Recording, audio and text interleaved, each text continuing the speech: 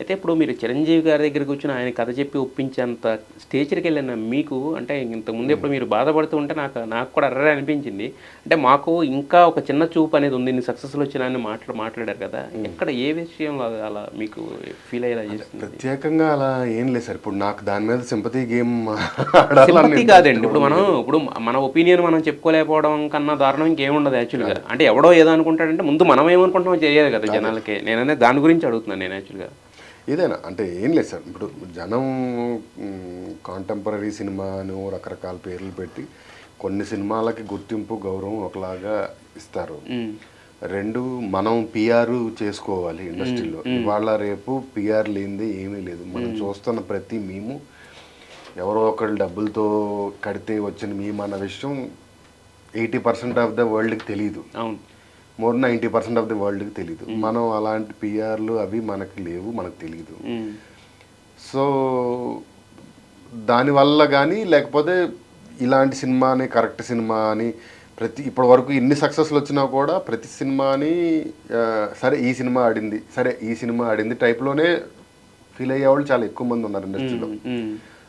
So, వాటి వల్ల కూడా కొంచెం అంటే ఇప్పుడు మాకున్న సక్సెస్‌లకి మాకుండే గుర్తింపు బయట పబ్లిక్‌లో ఉండే గుర్తింపు వైస్‌గా కూడా హ్మ్.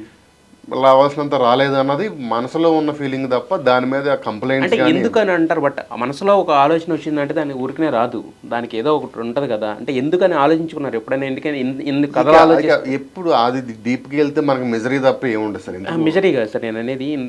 ఇంత గొప్ప కథలు ఆలోచించగలుగుతున్నారు. కొన్ని కోట్ల రూపాయల వసూళ్లు జనాల నుంచి రాబట్టగల కథలు రాస్తున్నారు. దానికి తగ్గ డైలాగులు రాస్తున్నారు. హిట్లు సొంతం చేసుకుంటున్నారు.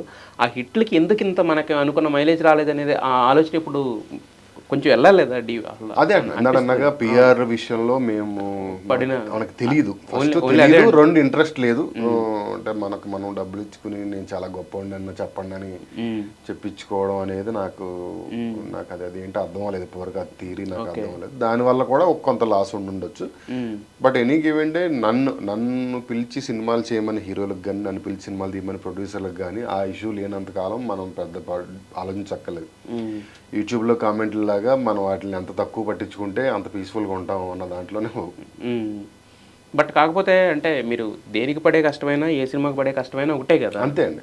మరి పడిన కష్టానికి తగిన ప్రతిఫలం అనేది మీరు ఓన్లీ ఇంకెలా చూస్తారంటే పేరు అంతే ప్రఖ్యాతులనేది దాని ఉంటది గురించే కదా! కదా సార్ వచ్చింది మనం. హ్మ్. మన హ్మ్. పని 10 మంది చూడాలి, మెచ్చుకోవాలి, గుర్తింపు రావాలి. అంతేగా సింగిల్ హ్మ్. Point agenda. అంటే మీకు ఆ గుర్తింపనేది ఓన్లీ ఆ ఫ్రైడే టికెట్ కౌంటర్ దగ్గర కొన్నవాళ్ళు, వాళ్ళిచ్చిన క్లాప్స్ వాటిలో అంతే. ఎతుక్కుంటారా? అంతే అంతేనా? సార్. హ్మ్. అంతేగాని మిగతా ఎవరన్నా అనుకున్నా అంతే. హ్మ్.